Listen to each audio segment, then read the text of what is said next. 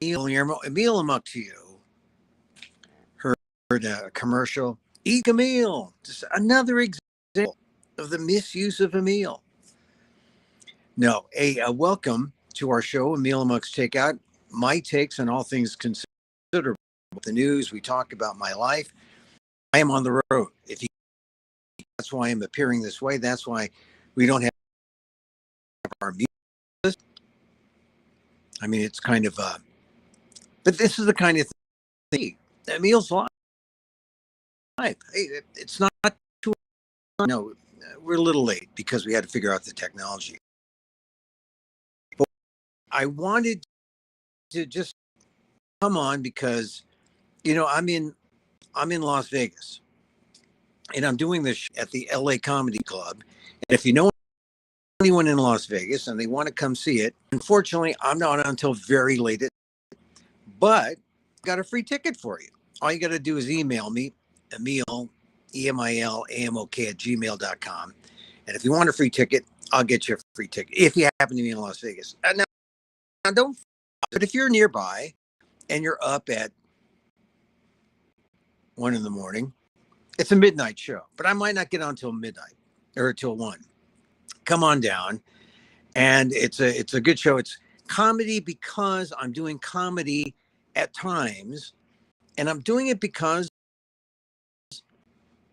Netflix is life is a joke, and I've completed some laughter, and I'm a guaranteed or certified laughter yogi, and that's taught me a lot about just going with it, being in the moment. And right now, if you look at the news is terrible. There's a lot to make fun of. There's a lot to make fun of. I was I'm meeting with a bunch of comics in Las Vegas, and we're all just trying to find our way. And some are, longer than others, but they all want to make fun of the world, make fun of their lives, which is the way it should. The world is crazy right now, right? And people are so into what they're doing. They're not like me, a journalist, looking at the news, because I look at the news and I'm saying, oh my God, what is going on? What is going on in the Middle East?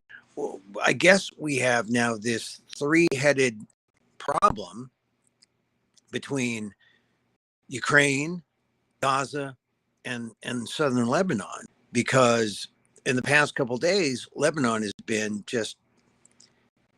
it's another war. It's another front. And as I write the ALDEF blog, the Asian American Legal Defense and Education, I don't know what Joe Biden's going to. He spoke to the UN yesterday. I wrote my column about that UN thing. It's great that he gets a swan song, but I'm not sure what Joe Biden, what his plan is between now and it. Can he do anything as a lame duck? Anthony Blinken's on TV saying, well, we have an 18-point document and 15 are agreed to for all the is costing on their lives. And the one thing I liked about Joe Biden's statement, because it was only really relevant to Americans when saying, well, Joe Biden, he's not in power. Well, he's in power. He's not the president anymore. And the one statement that he made, talking about where, why he didn't run again, he said, there's something more important than staying in power. And that's just a phrase that stuck with me.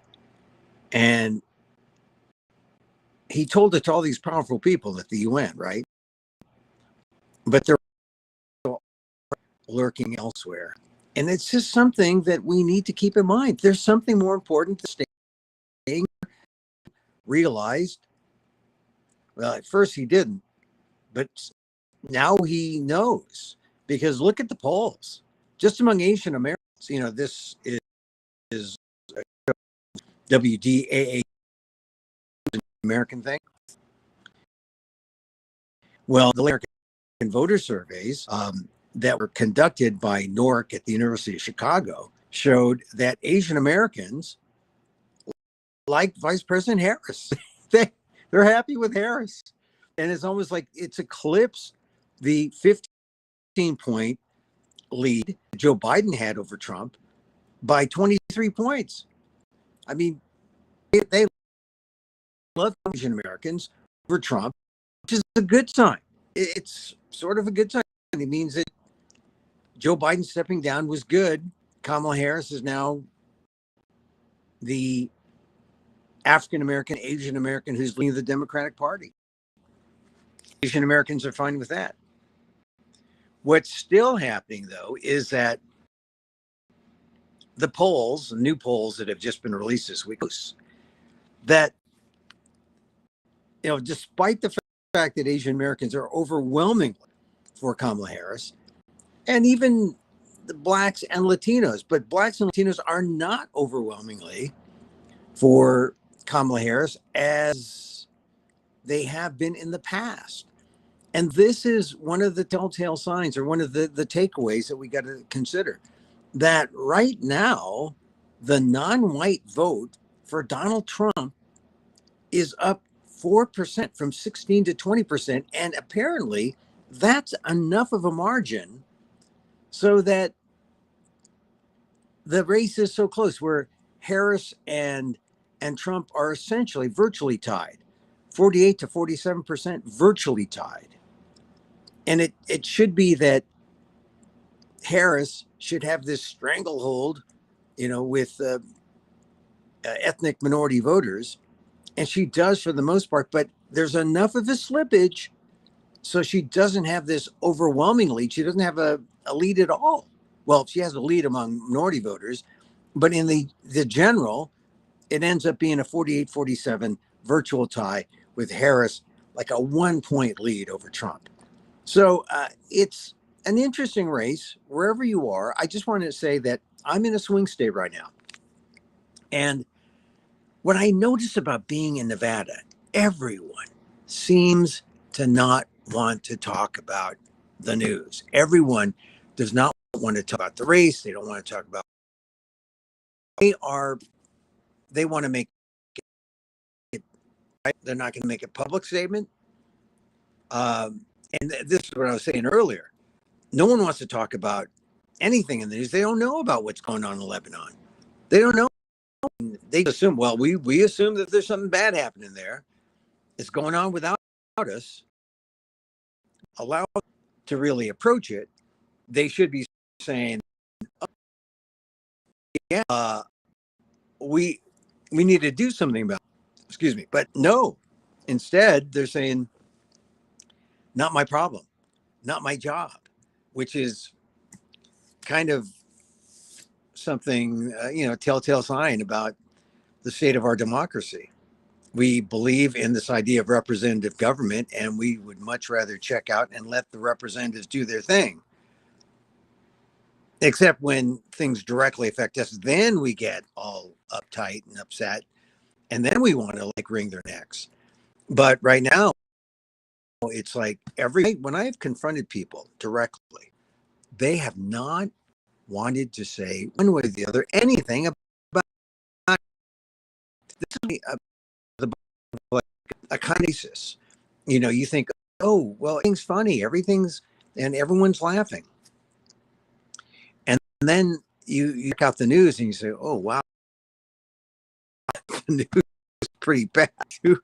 The news is terrible. It's terrible. Oh, I gotta change.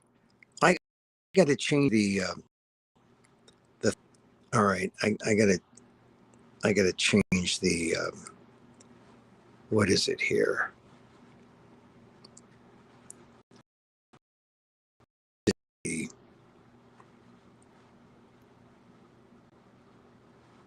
The font or whatever they call it. Just I'll put my Venmo information. I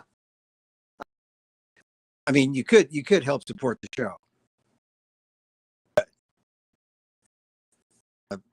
Let the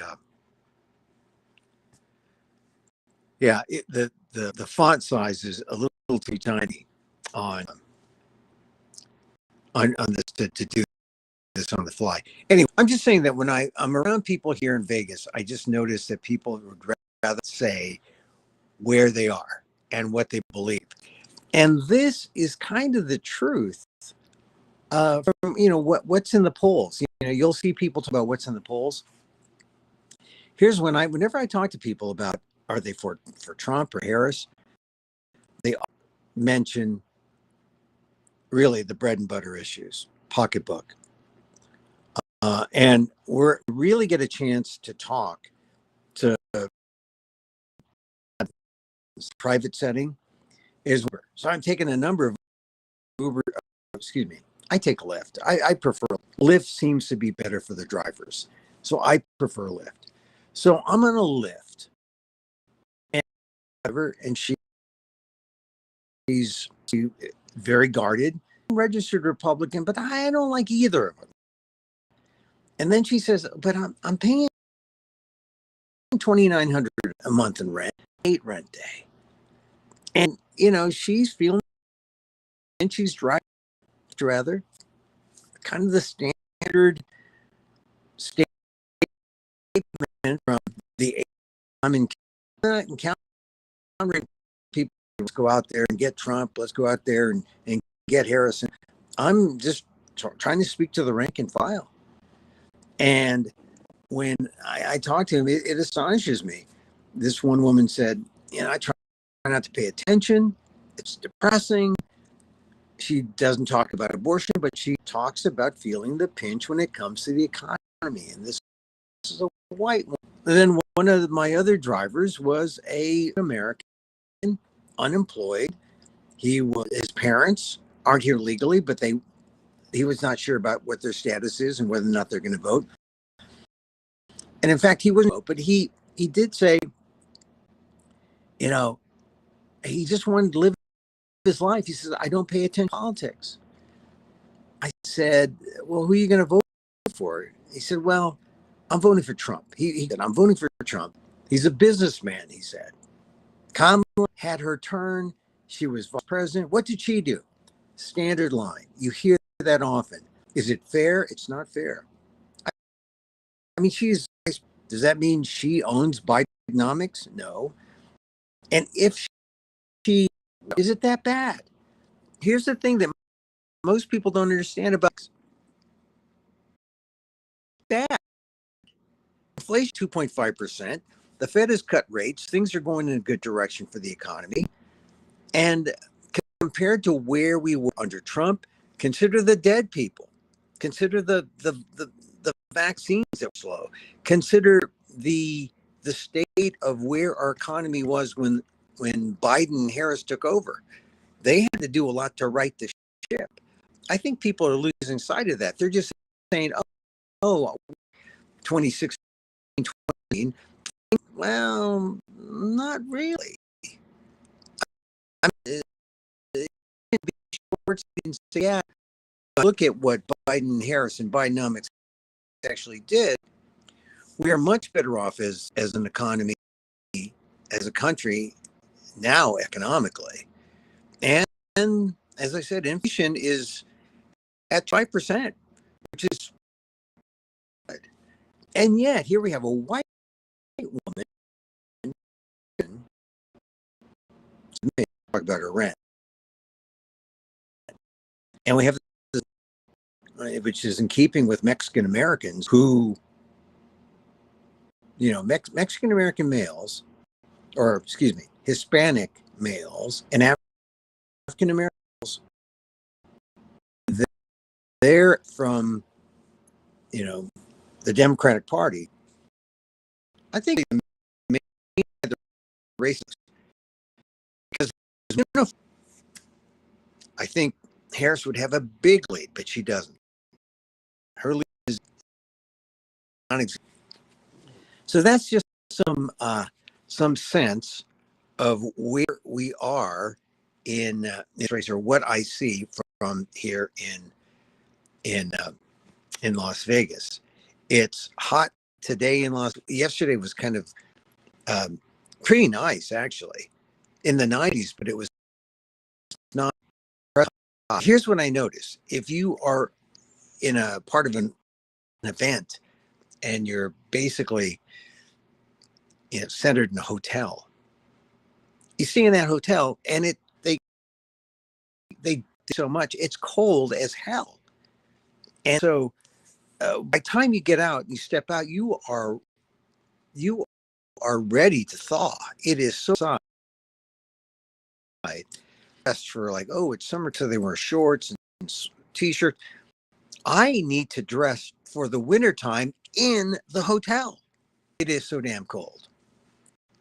So anyway, so that's why I'm wearing a little Philippine ascot here, the tubao, because it's cold. It's cold.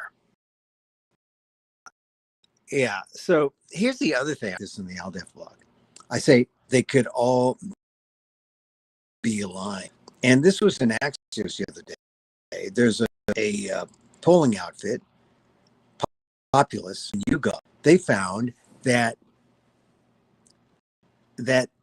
people public views and they have private views, and they believe to a degree silence, saying what they think or feel. Now, can you imagine that?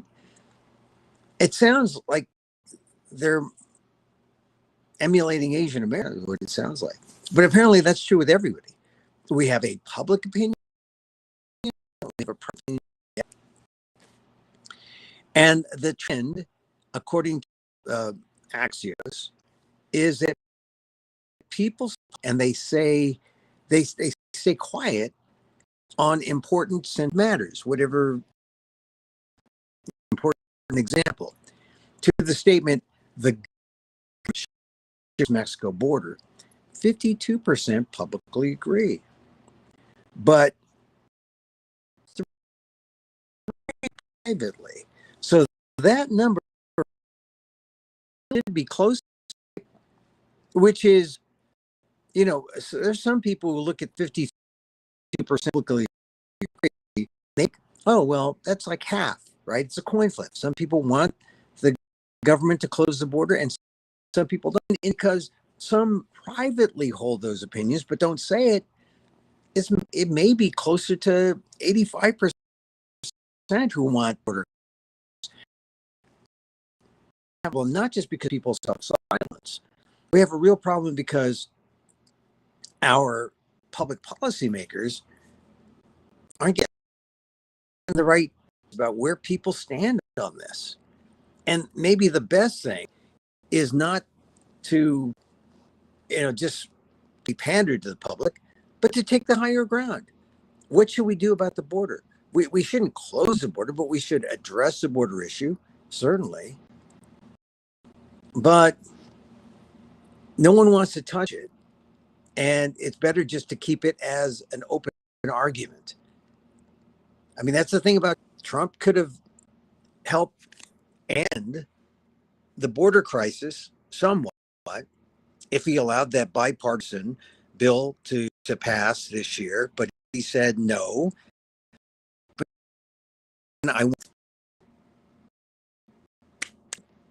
that could be a total, that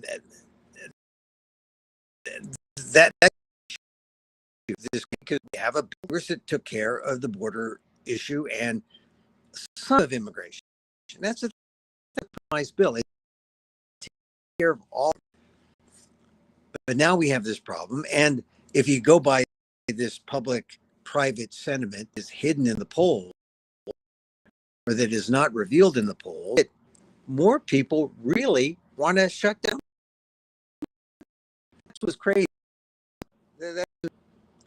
Okay. I'm going to save this other thing for last. I want to talk about Shohei with Tom. But I do, before I leave, mention the Missouri execution of Marcellus Williams. Oh, I lived in Missouri for 2 years, maybe like 1.5 years after college, 77 to 78. I kind of liked it, but because you oh rule, but Missouri is not. Missouri is not. I mean, you could look at what happened yesterday with the execution of Marcel Williams. Here's the thing: the victim's family and prosecuting attorney called for him to be spared, and that was ignored. Would that be important? Because the prosecuting attorney, it, we can't poison this man and put him to death. An American citizen. What kind of well, it's barbaric, but now it's barbaric and it's undemocratic. When you have real evidence and you're ignoring it, the guy was sentenced to death in 2001. He maintained innocence throughout his time in prison, and there was still some question about whether or not he should have been put to death. He was charged in the death or the murder of journalist Felicia Gale Picus, who was found dead August 98. Picus was stabbed at least 43 times in one of her home kitchens. But the question whether Williams was the guy. Here's the thing that I don't know, and DNA is the thing that has saved people. The absence or the presence of DNA has saved people's in this case projects. No DNA evidence linked Williams to the crime. None. There's no DNA evidence. The most powerful thing now to determine innocence, and yet they went ahead. The governor, Missouri, went ahead and put Marcellus Williams to death. I don't know where you stand on the death penalty, but I know that I've been outside the death penalty. I don't like it. I'd never liked the death penalty. I've always been for life without possibility of parole. I have a great amount of sympathy for the victims. I do. And I know a lot of victims might say, yeah, I'm for retribution, tear apart from limb, yeah, take his life, eye for an eye. But I found the best is compassion. Compassion. And you feel that is the best option. It does no good to take a person's life. Now, what would have been wrong if they simply say, no execution, life without a possibility for parole, or you stay in death row until we figure this? What would have hurt? The only thing that happens now is Missouri cannot save face if in fact show that the fact that there was no DNA evidence to connect Williams to the murder that also should ultimately prove him innocent. The state of Missouri has nothing to face. They have executed.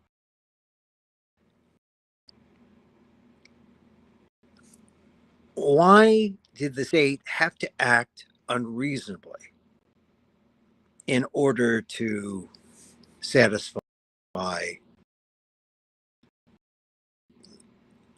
bloodlust on her behalf?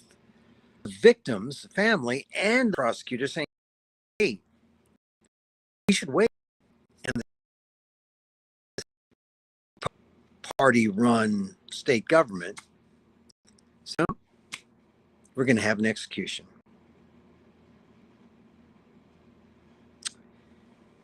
And Williams had his last meal, I think, was chicken wings. Marcellus had chicken wings as his meal. It's hard. It's hard. This is what you have, you know, every state's rules are different. And this is the way it's going to be for almost everything now. I mean, it used to be that there'd be a federal rule and they would override or they'd have some kind of precedent. But now, when it comes to death penalty, when it comes to abortion, when it comes to everything, the state knows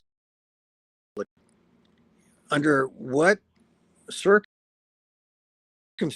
what kind of society do you want to live in? I lived in Missouri for a year and a half. I don't know if I could ever again. The state would proceed, knowing the facts in the case. So I didn't want the program to go by without me at least mentioning Marcellus Williams, because not just sad, it's not just bad. It is for a state in America, given the facts, to have gone on to inject lethal into the veins of Marcellus Williams. Shame on you, Missouri. Shame on you. All right. I'm gonna come. I put up my Venmo number because if you want to donate to the show, Venmo me at this is one up on. So I'm going to put it on Substack, Emil Amok's newsletter. I think we're calling it Emil Amok's newsletter. Just check it out on Substack. That's where I'm going to put the column, ongoing column for Emil Amok's Takeout. I'm going to continue doing the commentary on and on act,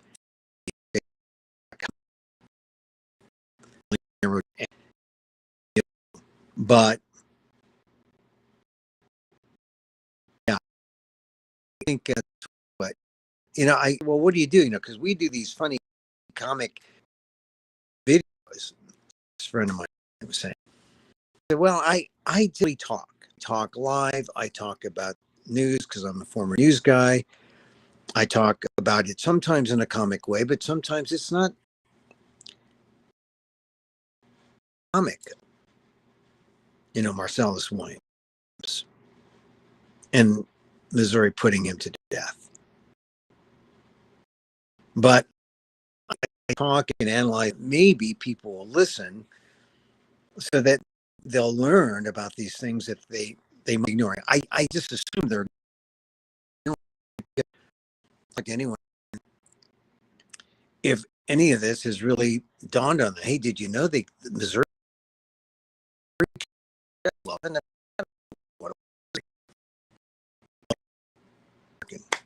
He's an American citizen. You should care about it. The death penalty is important.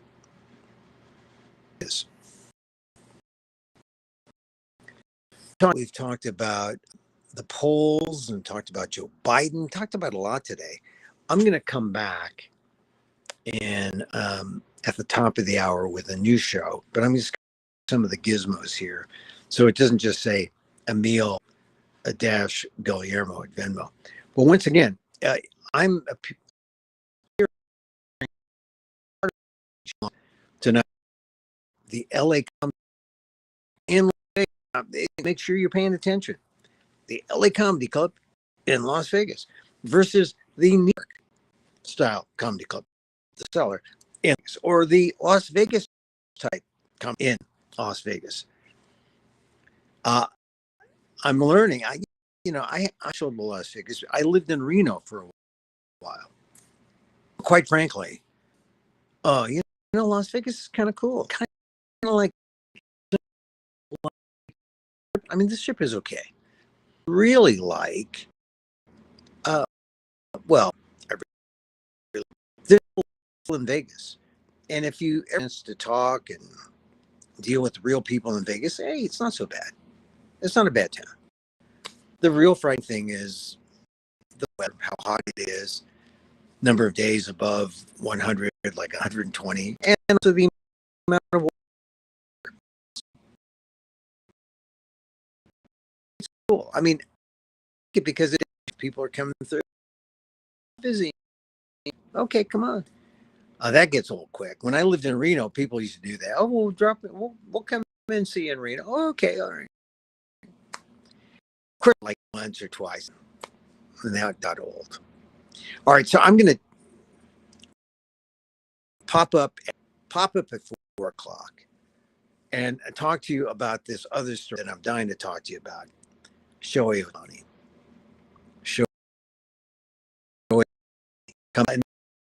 Emil, Amok, here. We always close any kind of session with a little meditation and laughter.